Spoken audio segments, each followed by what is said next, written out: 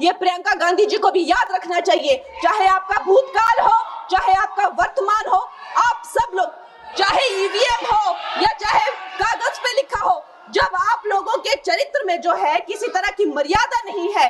मैं तो नहीं हूं, जनता की प्रतिनिधि हूं, कलाकार तो नहीं हूं।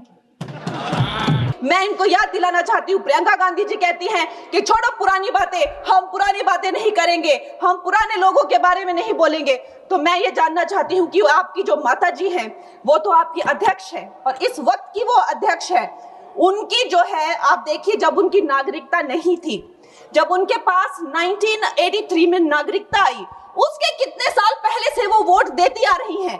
तो ये जो इनका जो परिवार है, एंटाइटलमेंट से जो ग्रस्त ये इनका परिवार है, ये प्रियंका गांधी जी को भी याद रखना चाहिए। चाहे आपका भूतकाल हो, चाहे आपका वर्तमान हो, आप सब लोग, चाहे ईवीएम हो या चाहे कागज पे लिखा हो, जब आप लोगों के चरित्र में जो है किसी तरह की मर्यादा नहीं है।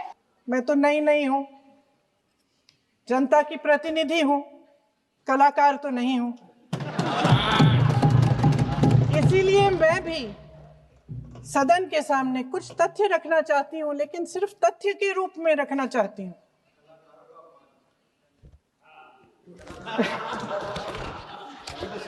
मैं उदाहरण दूं, उदाहरण दे देती हूँ। सर मांग रहे हैं सर वंदे मातरम के बारे में, वंदे मातरम की जो सालगिरह पे आपने एक बड़ा कार्यक्रम आयोजित किया था, उसमें प्रधानमंत्री जी ने भाषण दिया। उसमें उन्होंने कहा कि 1896 में पहली बार गुरुदेव रविंद्रनाथ टैगोर ने ये गीत एक अधिवेशन में गाया। उन्होंने ये नहीं बताया कि कौन सा अधिवेशन था। महासभा, हिंदू महासभा का अधिवेशन था, आरएसएस का अधिवेशन था। किस बात से कतरा रहे थे कि ये कांग्रेस का अधिवेशन था। और उदाहरण दूं कि मैं अपना भाषण जारी रखूं, पक्ष के हमारे साथी इतने अहंकारी हो गए हैं कि अपने आप को महात्मा गांधी जी से, रविंद्रनाथ टैगोर जी से, राजेंद्र प्रसाद जी से, बाबा साहब अंबेडकर जी से, मौलाना आजाद जी से, सरदार पटेल जी से, सुभाष चंद्र बोस जी से बड़ा समझने लग गए हैं।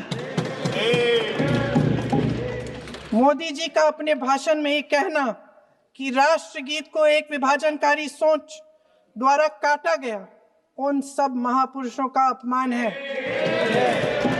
जिन्होंने अपना पूरा जीवन इस देश की आजादी की लड़ाई में झोंक दिया। वंदे मातरम को विभाजित करने का आरोप लगाकर आप पूरी संविधान सभा पर आरोप लगा रहे हैं, उसके हर एक नेता को दोषी ठहरा रहे हैं। यह हमारी संविधान सभा और हमारे संविधान का खुला वार है। और जहां तक जवाहरलाल नेहरू जी की बात है, जितनी देर हमारे प्रधानमंत्री, देश के प्रधानमंत्री रहे हैं, 12 साल हो गए हैं, लगभग उतने ही सालों के लिए जवाहरलाल नेहरू जी जेल में रहे। किस लिए? इस देश की आजादी के लिए। उसके बाद 17 साल के लिए प्रधानमंत्री रहे। आप बड़ी आलोचना करते हैं इनकी, लेकिन अगर इन्होंने इसरो नहीं बनाया होता तो आज आपका मंगलयान नहीं होता। अगर डीआरडीओ नहीं बनाया होता तो तेजस नहीं बनता। अगर आईआईटी और आईआईएम नहीं बनाए होते तो हम आज आईटी में आगे नहीं होते। अगर एम्स नहीं बनाया होता तो हम कोरोना की जब बड़ी चुनौती का सामना कैसे करते? हाँ, वही बना कुछ भी। इसका मतलब है इस मुद्दे का जवाब नहीं है आपके पास। अगर इन्होंने बीएचईएल, गेल, सेल, भाखड़ा नंगल ये सब नहीं बनाया होता जो आप सब बेच रहे हैं, तो ये विकसित भारत कैसे बनता? पंडित जवाहरलाल नेहरू इस देश के लिए जिए, सुन लीजिए, बाकी भी भेज देंगे। पंडित जवाहरलाल नेहरू इस देश के लिए जिए और देश की सेवा करते करते उन्होंने दम तोड़ा। फिर भी सुन लीजिए, मेरी एक सलाह ले लीजिए, मेरी एक सलाह ले लीजिए।